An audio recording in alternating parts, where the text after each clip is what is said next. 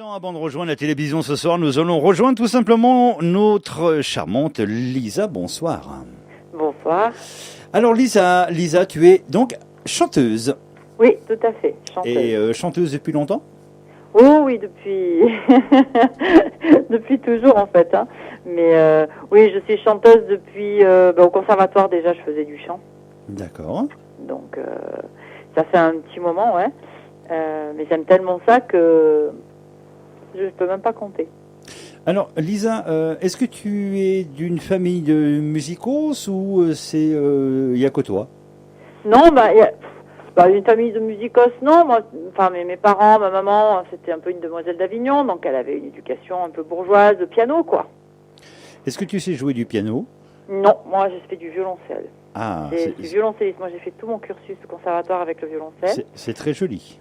Ah, c'est un bel instrument, ouais. Tout à fait. Puis, mais que j'avais pas particulièrement choisi. Enfin, quand on est môme, on m'a mis là, j'ai fait ça et j'adorais cet instrument. Et puis j'ai fait aussi du piano un petit peu comme ça pour poser quelques accords, c'était obligatoire, mais je ne suis pas pianiste. Non. Alors par rapport à cette saison d'été 2019, est-ce que tu t'es produit sur des scènes cet été? Comment ça s'est passé ta carrière pour cette année 2019? Cet été, j'ai chanté dans des village clubs. Ouais. Aux Ornoisans, voilà, j'ai fait pas mal de village clubs parce que pour moi c'était le plus. J'aime beaucoup aller dans ces endroits-là, puis j'y suis invitée, donc avec grand plaisir. Donc, je pense que si tu aimes ce style musical qu'on va écouter tout à l'heure avec ton titre Un seul tour, oui. Par rapport à ce titre, est-ce que tu peux m'expliquer comment tu travailles un petit peu, Lisa? Tu composes le jour, la nuit, tu réfléchis les nuits, le jour, comment ça se passe? En fait, généralement, c'est quand il faudrait pas. C'est-à-dire, tu es en repas de famille et en même temps, tu as la belle-maman qui te parle. Et exactement, c'est le truc improbable. Ou alors, il y a le téléphone qui sonne, ou un truc qui me saoule, ou voilà. Ou alors, je suis en train de nettoyer quelque chose. Et là, il y a une idée qui vient.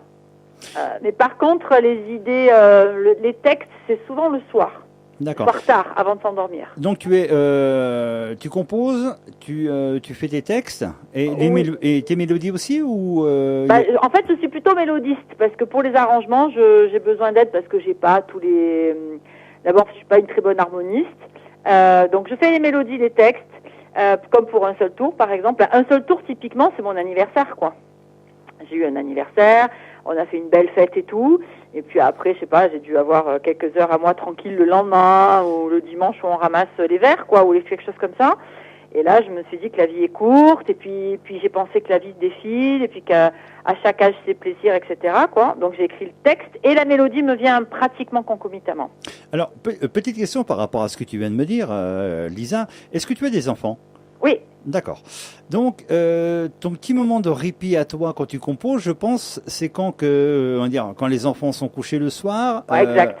Voilà. Exact. Ton chéri est tranquillement devant la télé, devant un match de foot, et toi, hop, tu t'échappes à l'extérieur de la maison et tu composes. Exactement. Ou j'écris. Ou alors, ça peut m'arriver parfois le matin très tôt, mais c'est super rare. Parce que je pense pas que tu sois une nana qui se lève à 4 heures du mat, quoi. Non, pas du tout, les musiciens. Déjà, puis surtout de la région d'Avignon, tu vois, on est quasi dans le sud, là. Ouais, c'est ça. Détends-toi, je vais me lever tranquillement, ne me mente pas, j'ai pas bu mon café. Non, mais c'est vrai que la vie de nos jours, elle est un peu speed, quoi. Déjà, il faut se lever, préparer les mômes, aller au boulot, c'est déjà pas mal, quoi. Hein. Ouais, puis en plus, il y avait les réunions début de rentrée scolaire et tout, réunions des parents et tout ça. Ouais, c'est exactement ça. Moi, j'ai une vie tout à fait lambda, normale, quoi. Hein. C'est ça. Mais avant, c'est pour ça que je disais que je ne faisais que du chant, parce que j'avais jamais osé proposer mes propres chansons.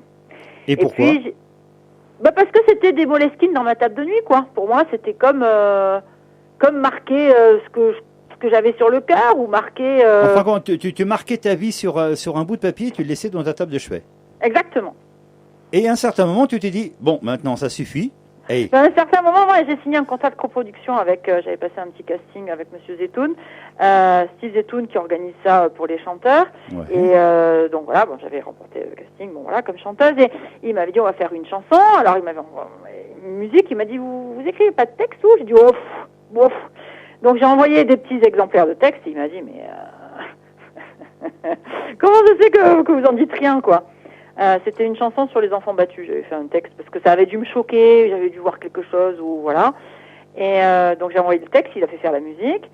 Et puis là, sur mon tour de chant 2019, c'est à la fois des chansons de mon album de 2017, Ce film américain, que j'ai fait en co-réalisation, donc pas toute seule, et des reprises de jazz blues. Et puis je voulais rajouter une chanson ou deux, trois qui étaient... voilà, j'avais envie de rajouter un peu des chansons.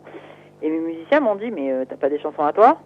Je dis, allez, j'en ai une là que j'ai écrite pour mon anniv, je vous la montre, quoi. Et ton anniversaire, c'est en quelle date? C'était en novembre. Ah, bah c'est bientôt en plus. Ouais, mais c'était l'année dernière que j'avais passé. Ouais, mais bon, là, ça va pas tarder d'arriver dans un mois et demi. On va dire, ouais, j'écris pas une chanson par an, quoi. Pour ça, j'allais te poser la question. Qu'est-ce que non, tu vas nous... Non, mais c'était le hasard. Et puis après, on a commencé à la jouer. En janvier, j'ai fait un concert à Paris où l'Espace Ararat, et puis on l'a joué. En mai aussi, voilà. Alors, petite question peut-être indiscrète. Pourquoi tu as quitté la région d'Avignon pour partir sur la capitale? Parce que quand j'ai dû arrêter la musique, au conservatoire, parce qu'en fait j'ai été déscolarisée moi très jeune, j'ai passé mon bac par correspondance, etc. Et donc je faisais des tournées en France, en Allemagne, enfin, etc. Comme les jeunes orchestres, quoi. Tu n'étais pas bachelière non plus? Hein? Tu n'étais pas bachelière? Non, pas encore. D'accord, ok. Mais j'avais 14 ans, quoi. Donc, ça va. Donc déscolarisée, j'ai passé mon bac en candidat libre. Et puis après, comme j'ai dû arrêter la musique, bon voilà. Je me suis retrouvée. À l'époque, c'était possible. À la fac en octobre, quoi. C'est ça. C'était possible. Et puis après, j'ai fait des études. Et puis il faut manger, hein. Et voilà. Et je suis juriste, quoi. Je suis toujours juriste. Hein. Je suis toujours voilà. Et donc je suis montée à Paris pour trouver du boulot, quoi. Ouais. Et tout s'est bien passé? Ah oui, très très bien. La vie dure n'est agréable, mais par contre, si on m'enlève la musique, je me dessèche comme une poire de vigne. Alors, de vigne, quoi. Petite question, Lisa. Ton rêve pour l'année 2020. Alors, je vais te poser deux questions. Ouais. Première question, ta vie actuelle. Donc, tu as ton chéri, tu as tes enfants, tu as ton boulot et tout. Et qu'est-ce que tu souhaiterais pour 2020? Ah, moi, très clairement, c'est faire un maximum de scènes. Avoir un tourneur et un manager, et je fais plein de scènes, parce que j'adore ça. D'accord. Deuxième question, on va dire que Lisa est célibataire. C'est-à-dire que tu n'as pas de chéri, tu n'as pas d'enfant. Ouais. Ça serait quoi ton année 2020? La même chose. Mais en plus petit ou en plus grand? Moi, ça me dérange. J'ai la chance que je ne dois pas avoir de frein, quoi. Donc, tu es une guerrière. Ah ouais. Non, parce que de toute façon, je suis soutenue. Enfin, je veux dire... j'ai pas de souci, au contraire, parce que les mômes, ça donne beaucoup d'énergie, et parce que quand on est maman, parfois on sait prioriser les choses. Tout à fait. Quel âge ils ont tes enfants? Elle a 10 ans et demi, la petite. Oula. Celle qui est avec nous. Ouais, elle a 10 ans et demi. Ça va arriver dans l'adolescence. Ouais, non, mais il va falloir que tu gères les scooters et tout y quanti à la maison. Ah, elle est plutôt sage, hein. Bah, c'est ce qu'on dit, comme toi, hein, t'étais sage quand t'étais petite. Ouais, enfin, je sais pas. Je répondrai pas à cette question. Je voudrais pas casser le mythe, je suis pas sûre, en fait. Mais, non, mais je veux dire, non, mais moi, de toute façon, c'est un rêve, mais c'est une envie profonde, parce que j'adore toucher le cœur des gens, quoi. Moi, j'aime chanter pour toucher les gens, pour qu'on se réunisse, pour que ça nous relie. Moi, je viens quand même au départ. Moi, j'ai commencé à chanter dans des églises, dans des temples protestants, du gospel, du jazz. Je viens de là. Ah, excellent. Tu rentres de mon estime. Tu as repris 300 points. C'est pas comme ça que j'ai fait du chant. C'est pas la discipline. J'ai pas fait de l'art lyrique. C'est parce que il fallait, au conservatoire, on fait plein de disciplines. Et puis moi, j'ai pris le chant parce que j'adorais ça, parce que déjà, je chantais dans des temples protestants. D'accord. Et par rapport à ça, est-ce que tu as voyagé un petit peu pour cultiver un petit peu ton esprit musical et découvrir d'autres instruments ou autre chose? Ah oui, bien sûr. Alors ça, c'est très bien vu, donc ça veut dire que... Waouh, ouais, j'ai de la chance d'être interviewée par quelqu'un qui pose des bonnes questions. Alors oui, j'ai été du côté des États-Unis, d'accord. Mais alors, attention Lisa, où aux États-Unis? Parce que moi, je connais bien les États-Unis. J'étais à Miami. T'étais où? À Miami. Ok, Fort Lauderdale, Miami Bay, quoi. Ouais, enfin Miami Beach, quoi. Ouais, d'accord. Tu as été faire un petit tour comment ça s'appelle je viens de manger le mot. Tu as été faire un tour sur les quais donc à Miami, au Stardust et Tutti Quanti, quoi, tout ce qui est bar et tout ça, où il y a la grosse guitare. À Lincoln Road, ouais. Ouais. Ouais. Et c'est vrai que c'est une autre culture, hein. Oui, puis c'est très mixé parce qu'il y a beaucoup de Cubains à Miami. C'est ça. Il y a beaucoup de Cubains, donc bon, c'était c'était pas pour la musique que j'y allais a priori. J'ai été aussi au Canada pour faire du droit comparé. J'étais à Montréal. Tabarnak, quand on voit ce qu'on voit et qu'on entend ce qu'on entend, on a raison de penser ce qu'on pense. C'est comme ça qu'on dit du côté du Québec et du Canada. Oui, c'est comme ça qu'ils disent, qu'ils sont des Américains francophones. C'est ça. C'est tout à fait vrai, c'est tout à fait juste. Mais du coup, non, j'ai un petit peu, j'ai pu comme ça continuer à être dans ces influences blues, jazz, noire américaine en fait, parce que moi j'aime beaucoup la musique noire américaine. Mm-hmm. La Motown, c'est quand même une base. Ah, la Motown, bien sûr, ouais. Ouais, c'est ça. Donc c'est de la musique. Ouais, c'est ça. C'est une immense chance. Puis ça faisait bien le lien. Ça fait bien le lien avec une formation de base classique, d'accord. Et puis le chant gospel dans les églises, etc. Et c'est une évolution naturelle. En plus, ça, quand je chante, j'ai une voix assez grave parce que j'ai un physique un peu surdimensionné. Yeah, man. Donc voilà. Et puis après, à titre personnel, j'ai aussi voyagé un petit peu au Moyen-Orient. Donc c'est pour ça que dans une chanson de mon album qui s'appelle Ne raccroche pas, il y a du doudou carménien, j'aime bien les instruments aussi ethniques. Tu sais ce qui me ferait plaisir, si jamais tu as l'occasion, si ça te reste encore un album, même en numérique, de me l'envoyer donc à la radio, qu'on puisse le mettre en prod, en programmation. Bien sûr, volontiers. Parce que moi, j'adore les artistes comme ça, qui sont un petit peu du côté des États-Unis, qui sont éclectiques, on va dire, musicalement parlant, qui voyagent et qui s'inspirent de leur voyage. C'est-à-dire qu'ils s'enrichissent de la culture des autres pays pour nous sortir une chanson qui cartonne. Ah, mais c'est super. Oui, mais de toute façon, non seulement on s'enrichit de la culture, mais aussi des personnes. À la fois, quand on va vers d'autres personnes, on se dit, c'est des êtres humains, quoi, donc avec les défauts, les qualités. On apprend à les connaître sur le plan de leur culture, c'est super enrichissant.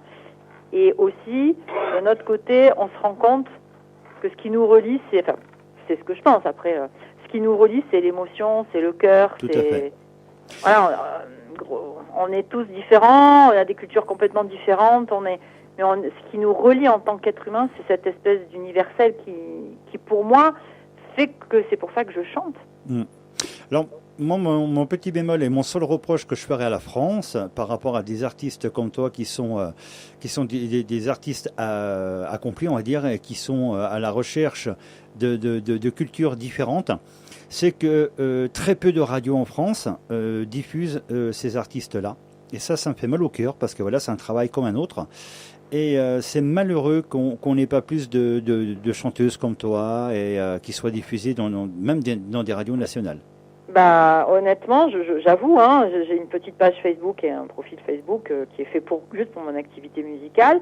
Et je suis toujours très surprise des francophones qui m'envoient des témoignages super gentils et des messages très gentils en me disant « Oh, mais il y a encore de la chanson, enfin, vous êtes l'héritière de la chanson française, enfin, vous chantez en français, c'est de la chanson française. » Voilà, j'ai des messages du Maghreb, du Moyen-Orient, même du Canada, de la Belgique, de personnes qui considèrent que je suis dans la ligne de la chanson française comme ils ont pu aimer, c'est-à-dire un texte avec du sens qui est mis en valeur, en exergue et en dimension par une belle mélodie, quoi.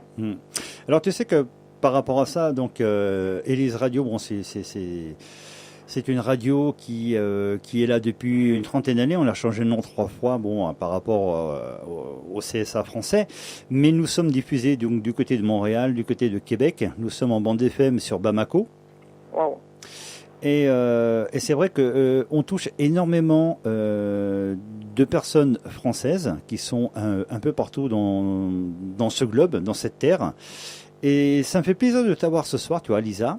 Donc moi j'ai hâte vraiment d'avoir ton album pour pouvoir l'écouter tranquillement dans ma voiture ou même dans les studios de la radio.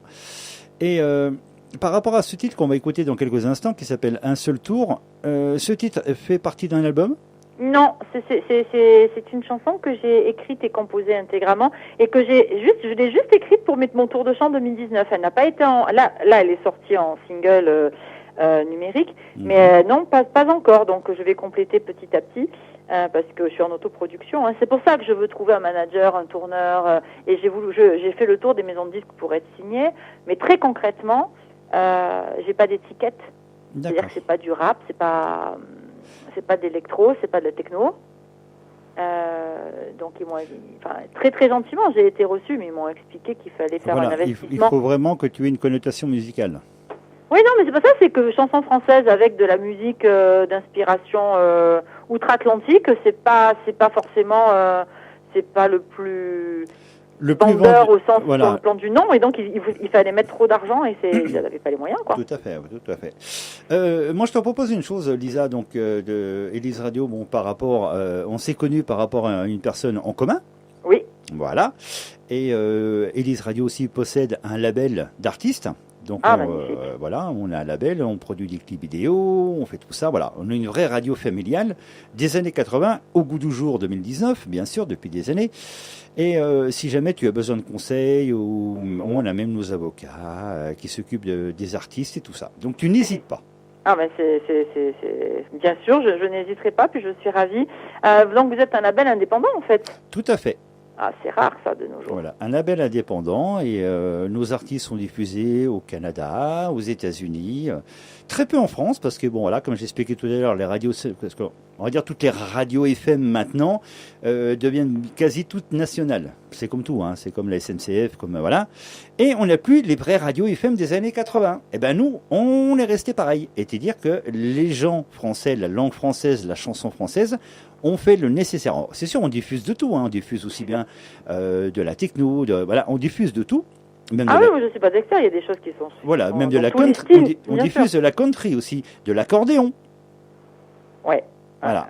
C'est-à-dire, voilà, une vraie radio. Et donc, Élise Radio, c'est ça, pour ça que c'est un prénom féminin. C'est-à-dire se mettre en avant les artistes qui sont pas connus et qui ont un talent fou.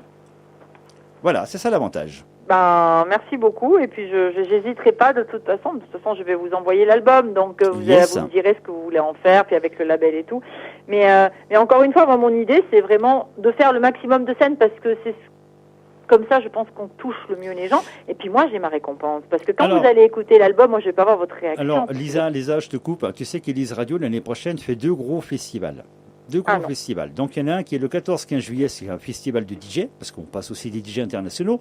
Mais le 14 et 15 août de l'année prochaine, c'est le festival, donc le Élise Festival, où là, c'est que des artistes indépendants.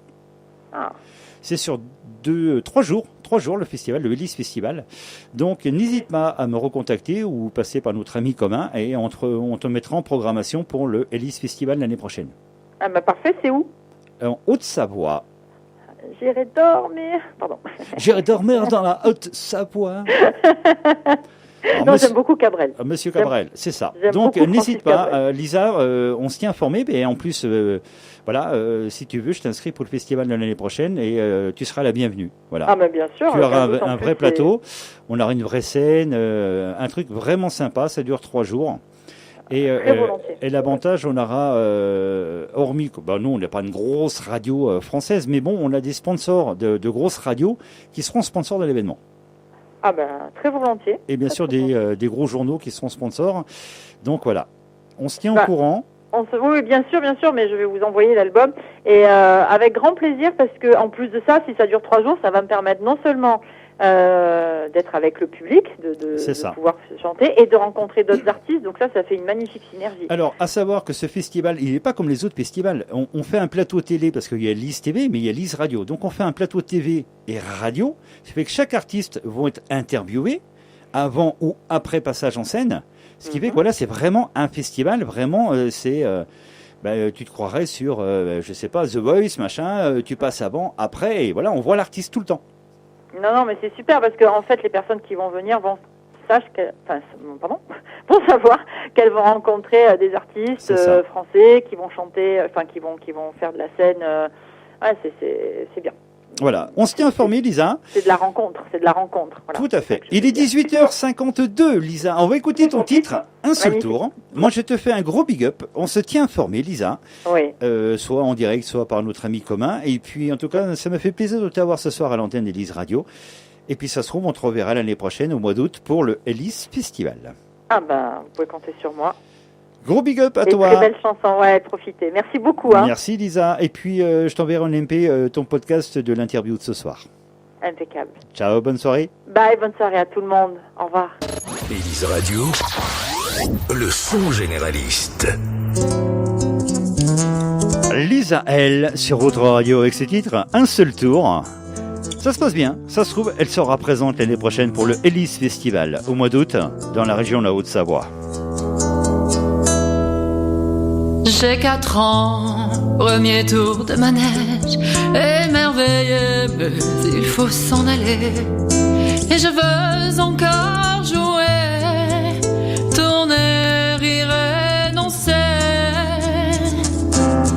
Encore un tour, encore un tour, encore un tour, maman, un seul tour. J'ai 13 ans, ah quel drôle de manège, hypnotisé mais ne pas s'emballer. Et je veux encore vibrer, rougir et tout croquer.